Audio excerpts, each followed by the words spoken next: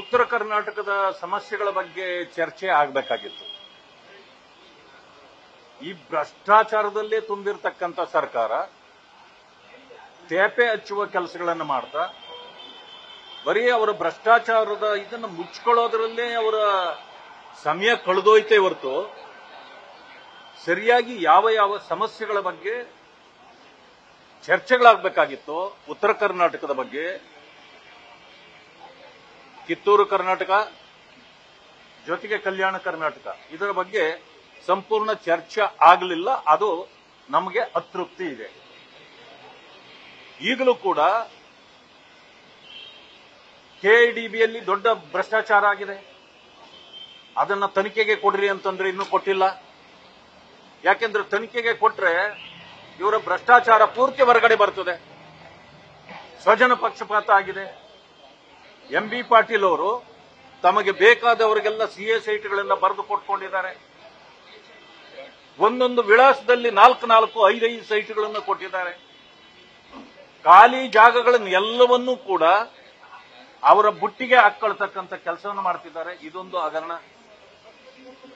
ಇವತ್ತು ಕೂಡ ಇನ್ನೊಂದು ರಾಯಚೂರು ಥರ್ಮಲ್ ಪ್ಲಾಂಟ್ ಪೇಂಟ್ ಮಾಡೋ ಒಂದು ಕೆಲಸಕ್ಕೆ 128 ಕೋಟಿ ರೂಪಾಯಿ ಅಂತೇಳಿ ಇದು ಮಾಡಿದ್ದಾರೆ. ಪೇಂಟ್ ಮಾಡೋದಕ್ಕೆ ಯಾರಾದರೂ 128 ಕೋಟಿ ಒಂದು ಥರ್ಮಲ್ ಪ್ಲಾಂಟ್ಗೆ ಎಲ್ಲಾದ್ರೂ ಈ ದೇಶದಲ್ಲಿ ಅಥವಾ ಈ ಪ್ರಪಂಚದಲ್ಲಿ ಕೇಳಿದ್ದೀರಾ? ಪೇಂಟ್ ಮಾಡೋದಕ್ಕೆ 128 ಕೋಟಿ. ಅದರಲ್ಲೂ ಇವತ್ತು ಭ್ರಷ್ಟಾಚಾರ ನಡೆದಿದೆ. ಈಗಾಗಲೇ ವಾಲ್ಮೀಕಿ ನಿಗಮದ ಭ್ರಷ್ಟಾಚಾರ ಚರ್ಚೆಯಲ್ಲಿದೆ. ಮೂಡ ಹಗರಣ ಚರ್ಚೆಯಲ್ಲಿದೆ. ಕೋರ್ಟ್ಗೂ ಹೋಗಿದ್ದಾರೆ, ಜೈಲಿಗೂ ಹೋಗಿದ್ದಾರೆ. ಇವೆಲ್ಲಾ ಸಮಸ್ಯೆಗಳು ಮುಚ್ಚಿಕೊಳ್ಳೋದನ್ನು ನೋಡ್ತಿದ್ದಾರೆ ಹೊರತು ಇವರು ಸಮಸ್ಯೆಗಳಿಗೆ ಪರಿಹಾರ ಕಂಡುಹಿಡಿಯೋದನ್ನ ಮಾಡ್ತಾ ಇಲ್ಲ. ಈ ಕಾರಣದಿಂದ ನಮಗೆ ಏನೂ ತೃಪ್ತಿ ತಂದಿಲ್ಲ. ನಾನು ಕ್ಷಮೆ ಕೇಳ್ತೇನೆ. ರಾಜ್ಯದ ಜನ, ವಿಶೇಷವಾಗಿ ಉತ್ತರ ಕರ್ನಾಟಕದ ಜನರಲ್ಲಿ ನಾನು ಕ್ಷಮೆ ಕೇಳ್ತೇನೆ. ನಿಮ್ಮ ಸಮಸ್ಯೆಗಳು ನಾವು ಎಷ್ಟೇ ಚರ್ಚೆಗೆ ಕೇಳಿದ್ರೂ ಕೂಡ ಈ ಸರ್ಕಾರ ಚರ್ಚೆ ಮಾಡಲಿಕ್ಕೂ ರೆಡಿ ಇಲ್ಲ. ಇವತ್ತಿಗೆ ಅಭಿವೃದ್ಧಿನೇ ಆಗಿಲ್ಲ. ಇವತ್ತೇ ನಿಮ್ಮ ಇದರಲ್ಲಿ ನೋಡಿದೆ, ಗ್ಯಾರಂಟಿ ಯೋಜನೆಗಳನ್ನು ಒಂದನ್ನು ಬಿಟ್ಟು ಎರಡನೇನ ಮಾತಾಡಕ್ಕೆ ಇವರಿಗೆ ತಾಕತ್ತಿಲ್ಲ. ಯಾಕೆಂದ್ರೆ ಬರೀ ಗ್ಯಾರಂಟಿಗಳನ್ನು ತೋರಿಸ್ಕೊಂಡೇ ಜನರನ್ನ ಮರಳು ಮಾಡ್ತಕ್ಕಂಥದ್ದನ್ನು ಮಾಡ್ತಿದ್ದಾರೆ. ಇದು ಪರ್ಮನೆಂಟ್ ಸೊಲ್ಯೂಷನ್ ಅಲ್ಲ. ತಾತ್ಕಾಲಿಕವಾಗಿ ನೀವು ಗ್ಯಾರಂಟಿ ಕೊಡೋದಕ್ಕೆ ಮುಂಚೆ ಎಲ್ಲರೂ ಉಪವಾಸ ಇದ್ರ ರಾಜ್ಯದಲ್ಲಿ? ಯಾರೂ ಉಪವಾಸ ಇರಲಿಲ್ಲ. ಇದನ್ನ ಅರ್ಥ ಮಾಡ್ಕೊಂಡು ನೀವು ಗ್ಯಾರಂಟಿಗಳನ್ನು ಕೊಡ್ರಿ, ನಾವು ಬೇಡ ಅನ್ನೋದಿಲ್ಲ. ಆದ್ರೆ ಅಭಿವೃದ್ಧಿಯನ್ನು ಏನ್ ಮಾಡ್ತೀರಿ ಅಂದ್ರೆ ಗ್ಯಾರಂಟಿಗಳಲ್ಲೇ ನೀವು ಸರ್ಕಾರ ಮುಗಿಸ್ಕೊಂಡು ಹೊರಟೋಗೋದಾದ್ರೆ ನಾಳೆ ಬಂದು ಅಭಿವೃದ್ಧಿ ಮಾಡೋರು ಯಾರು? ಇವತ್ತು ಅಭಿವೃದ್ಧಿ ಮಾಡ್ತಾ ಇಲ್ಲ.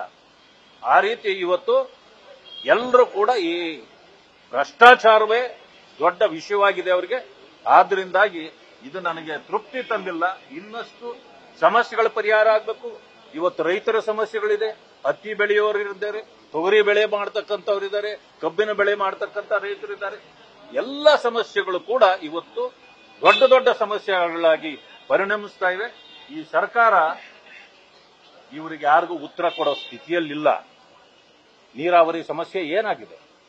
ಇವತ್ತು ಇನ್ನು ಎಷ್ಟು ಕೋಟಿ ಬೇಕು? ಒಂದು ಸಮಯ ಈಗ ನೀವೇನಾದ್ರೂ ಅದಕ್ಕೆ ಪರಿಹಾರಗಳನ್ನು ಕೊಡಲಿಲ್ಲ ಅಂದ್ರೆ 2 ವರ್ಷ ಹೋದ್ರೆ ಇವತ್ತು ಎಷ್ಟು ನೀವು ಹಣ ಕೊಡಬೇಕು? 1 ಲಕ್ಷ ಬೇಕಿದ್ರೆ 2 ವರ್ಷ ಆದ್ಮೇಲೆ ಅದು 2 ಲಕ್ಷಕ್ಕಾಗತ್ತೆ, 2 ಲಕ್ಷ ಕೋಟಿ ಆಗತ್ತೆ.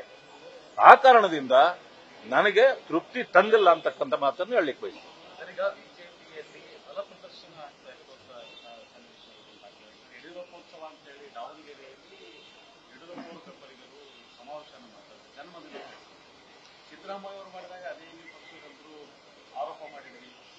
ಈಗ ಏನು ನೋಡಿ, ನನ್ನ ಜನ್ಮದಿನಾಚರಣೆ ಮಾಡ್ಕೊಳ್ಳೋದು ನನಗೆ ಸಂಬಂಧಪಟ್ಟಿದ್ದು. ಯಾರೋ ಅಭಿಮಾನಿಗಳಿದ್ದು ಅವರು ಮಾಡಿದ್ರೆ ಅದಕ್ಕೆ ನಾನೇನು ಉತ್ತರ ಕೊಡಕ್ಕಾಗತ್ತೆ? ಅವರ ಅಭಿಮಾನ, ನಾನು ಅಷ್ಟನ್ನೇ ಹೇಳೋದು.